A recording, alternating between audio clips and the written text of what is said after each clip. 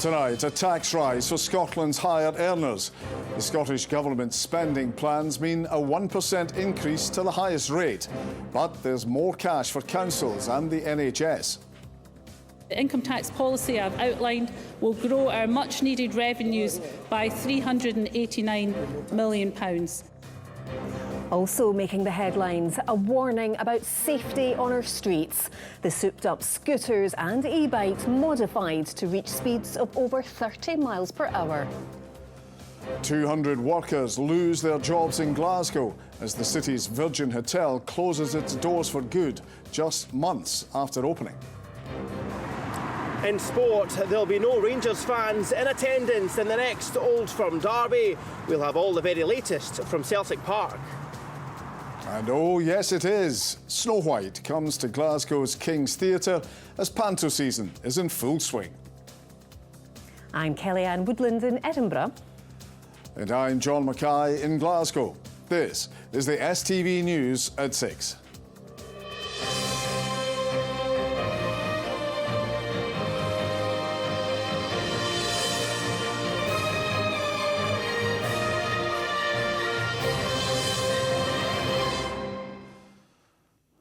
Good evening.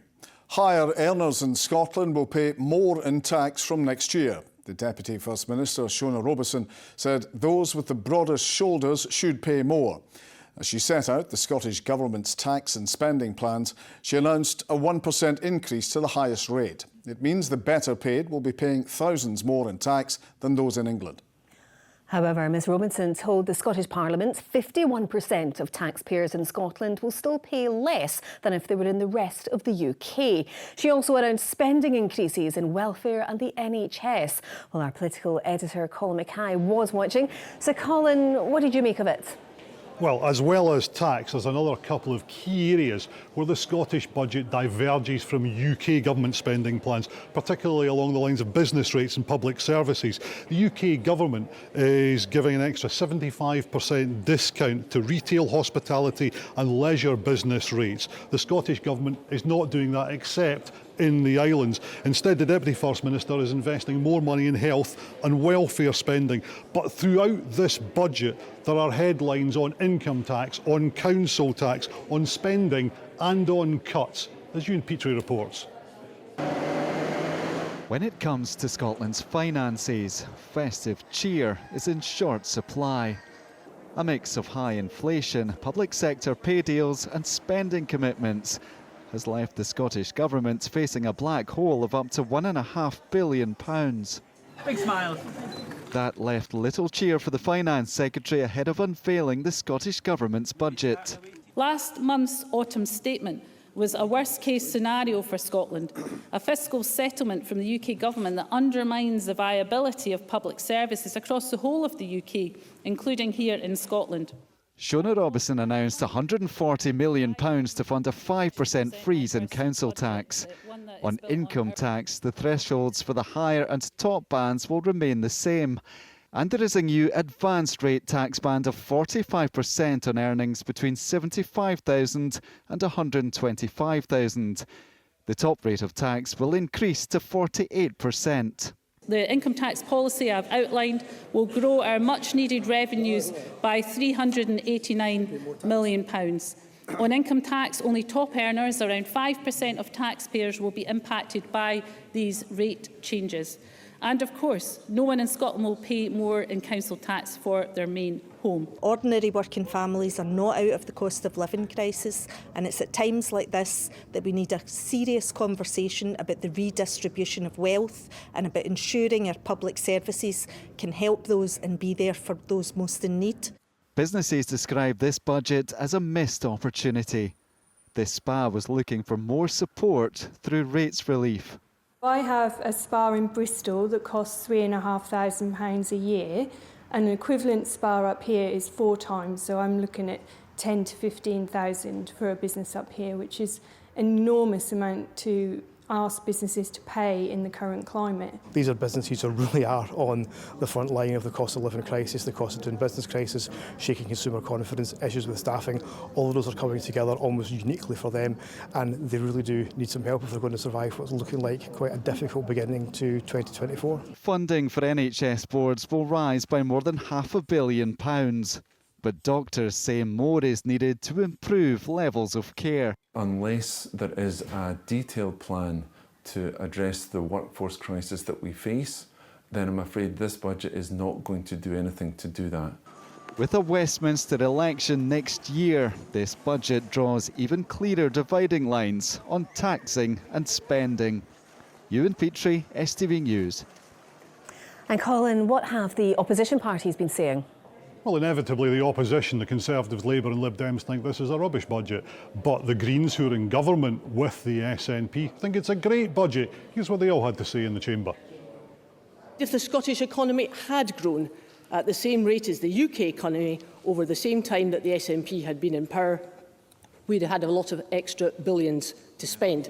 Just as we would have done if we hadn't had billions of taxpayers' money wasted on failed projects. This is a chaotic budget from an incompetent government that will leave ordinary Scots paying much more and getting much less in return.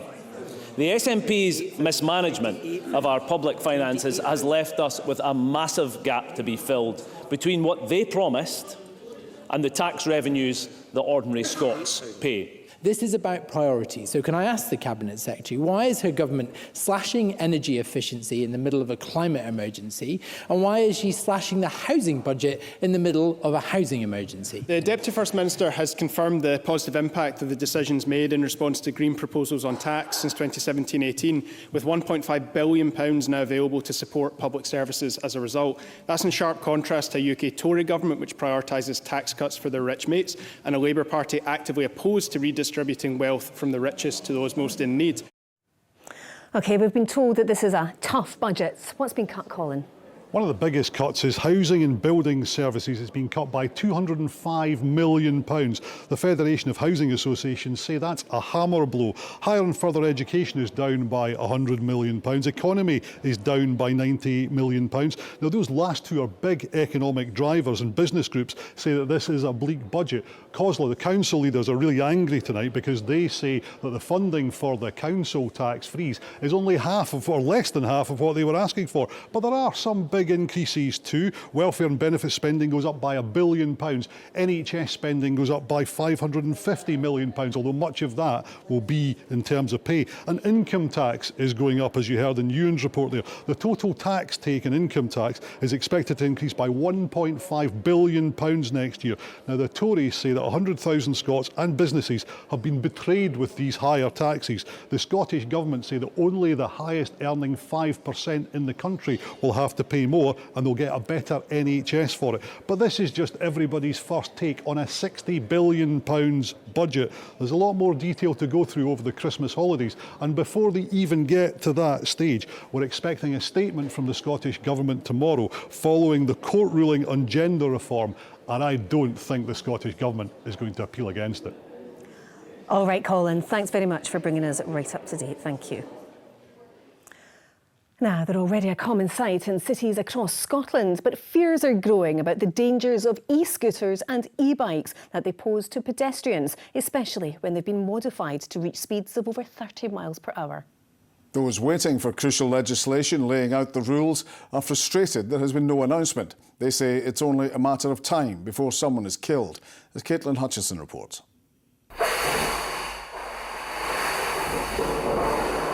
Their batteries are said to hold the equivalent energy of 6 hand grenades. But souped-up electric bikes and scooters are growing in popularity and cropping up in unlikely places.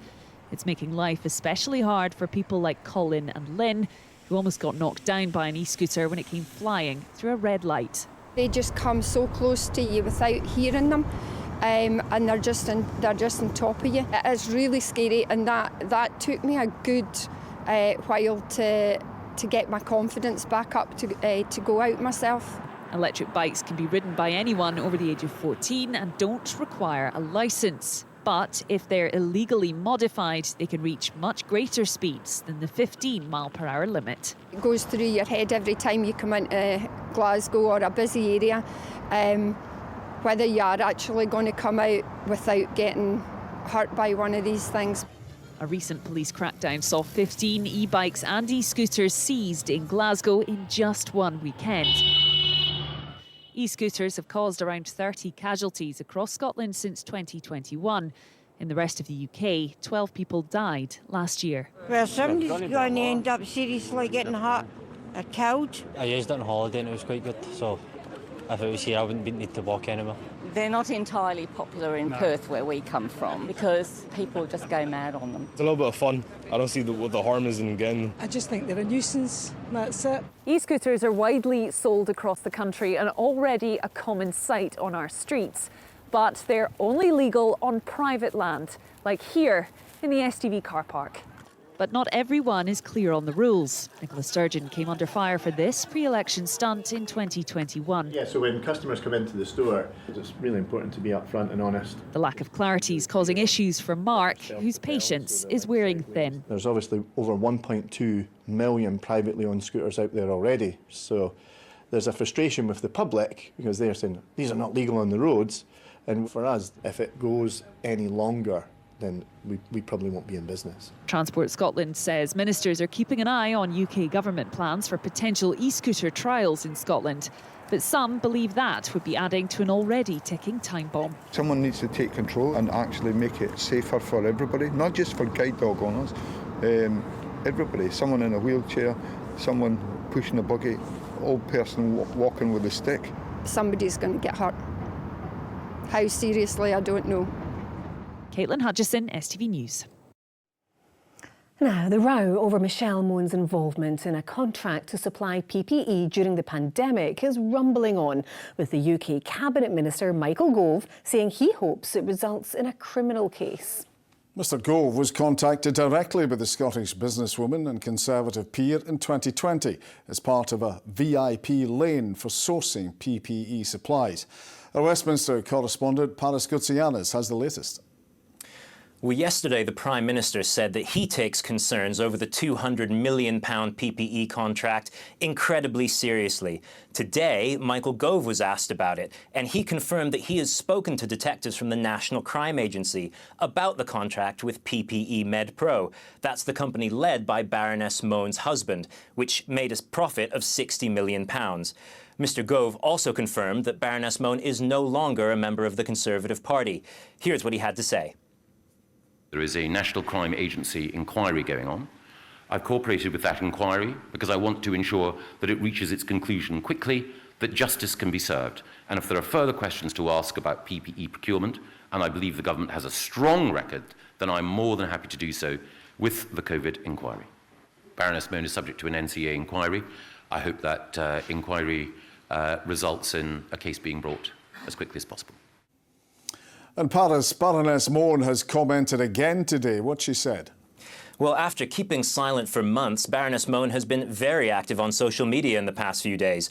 A former health minister, Lord Bethell, he's a fellow Conservative peer, posted a text message from Baroness Mone from 2020 to suggest that she hadn't been fully transparent about her links to the PPE contract. Her reply pointed out that he previously told a court all his messages from the time had been deleted. As well as the police investigation, the UK government is suing PPE MedPro. This is a bad-tempered row that is sure to drag on into the new year. Paris at Westminster, thank you.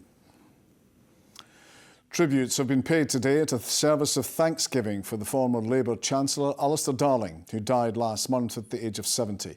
St Mary's Episcopal Cathedral in the capital was packed as the congregation heard about the life of a serious and wise man of great integrity. Former Prime Ministers Sir Tony Blair and Gordon Brown were among those who attended as Mr Darling's family's life became the defining theme of the service. Here's our special correspondent, Bernard Ponsonby. An impressive who's who gathered in Edinburgh this morning to mark the life of Alister Darling. This was a service of thanksgiving, a poignant mix of hymns, prayers and reflections. Last to arrive, his confidant, rock and partner in life, wife Maggie. The religious merged with the political, but overshadowing both was Alister Darling's love of family. His son recalled he met his former security staff at Edinburgh Airport after he left office. When he joined them to say hello, there was only a single member of the group who he didn't recognise. Someone who, after an apologetic pause, explained to him that they were the Deputy Prime Minister.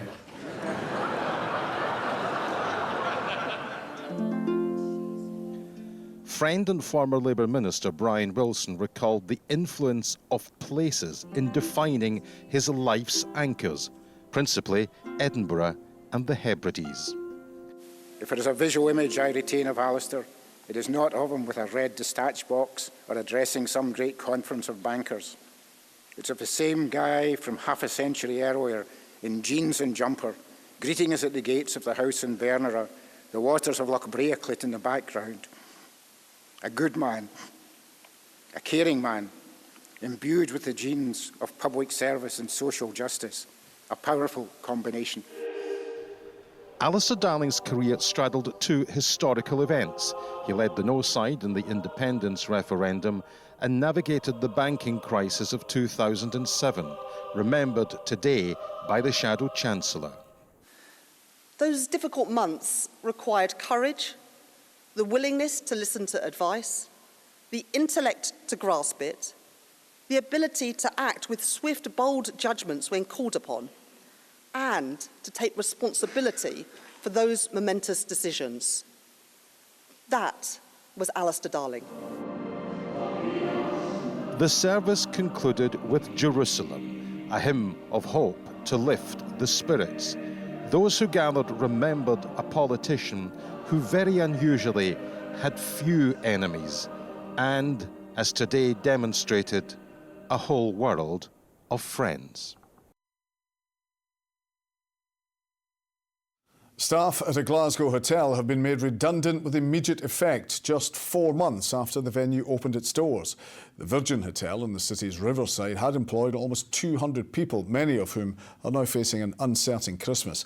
Well, Ollie Dickinson joins us now. Ollie, how did this happen? Well, John, this was supposed to be one of the biggest, brightest and best hotels Glasgow had to offer. It had bars, cafes, restaurants for guests and the public, but it's all ended in pretty grim circumstances. And these are staff who were told just last week that although there were financial difficulties at the site, that their jobs were not at risk. This morning they were then taken into a room and told they were all losing their jobs with immediate effect. Now, outside the hotel today, guests were being sent off in taxis with their suitcases, and many of the staff we saw were just really, really distressed, too distressed to speak to us.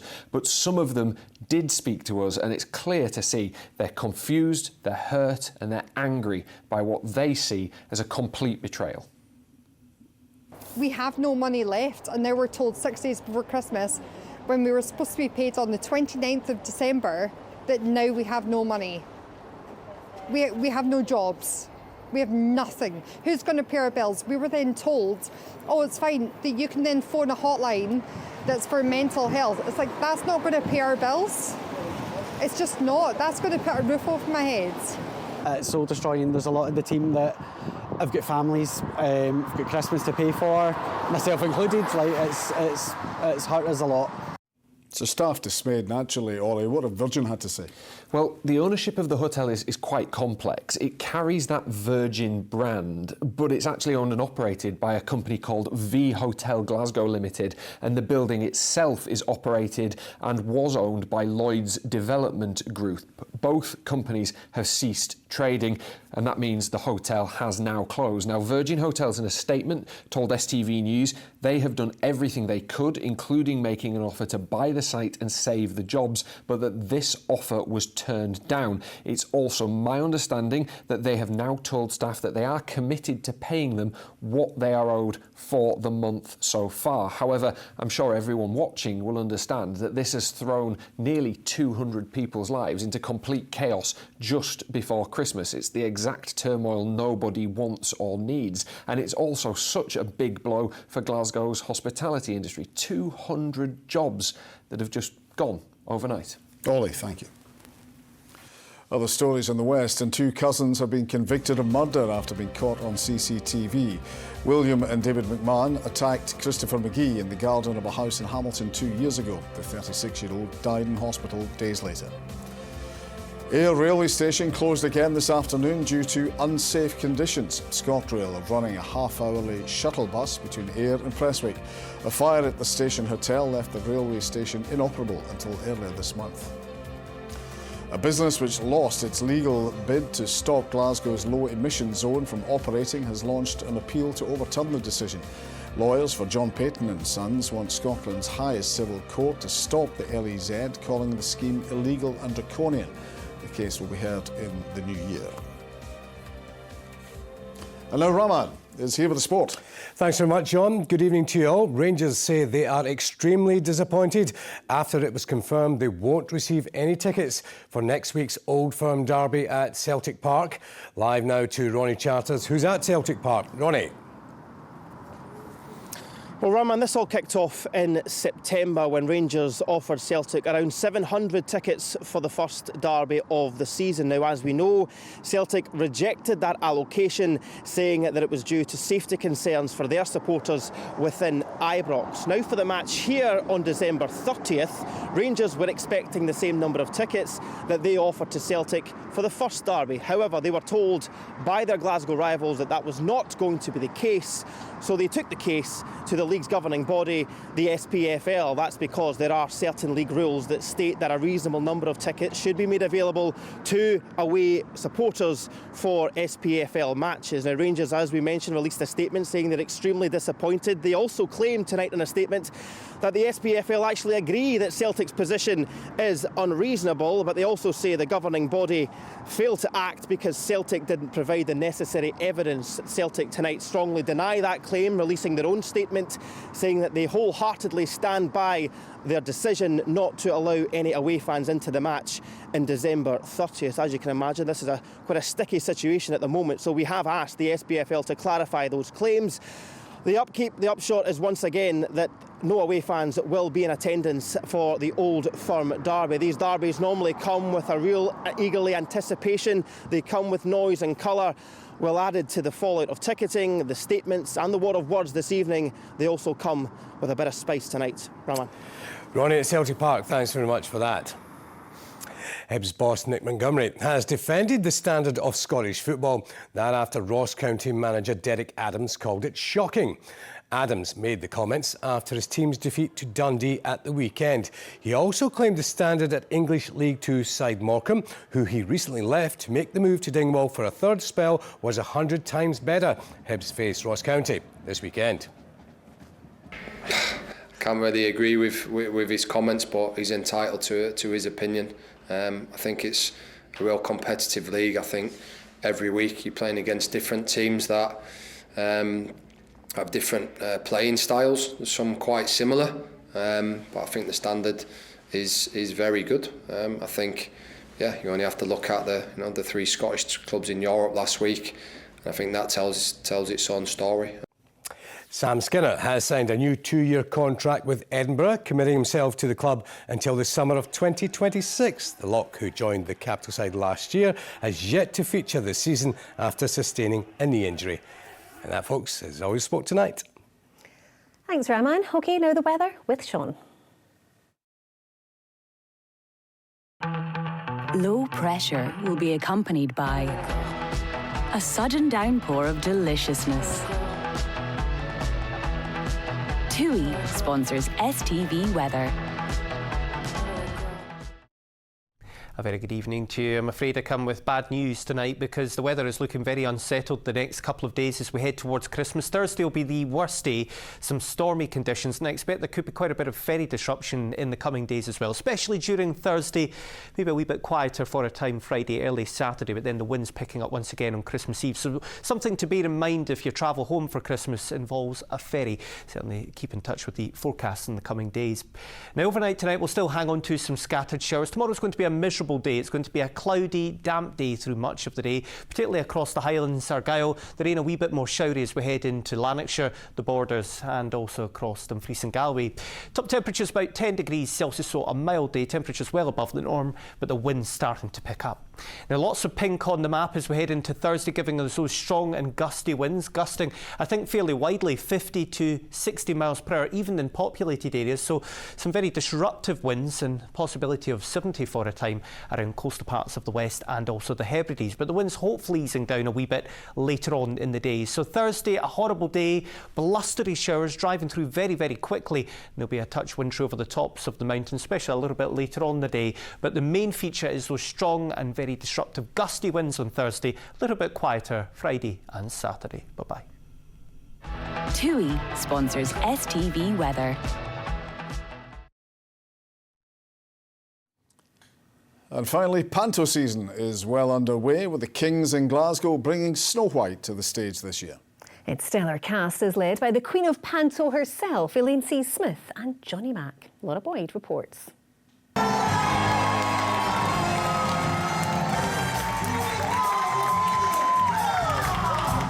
A nurse called Bella Houston, sequin songs and glossy jokes like this. He accidentally drank a tin of varnish. It was a terrible end, but a lovely finish. Snow White and the Seven Dwarfs is in full swing at Glasgow's King's Theatre, and audiences young and old couldn't be happier. What is it you love about it? Mostly because we get to shout at the bad guys.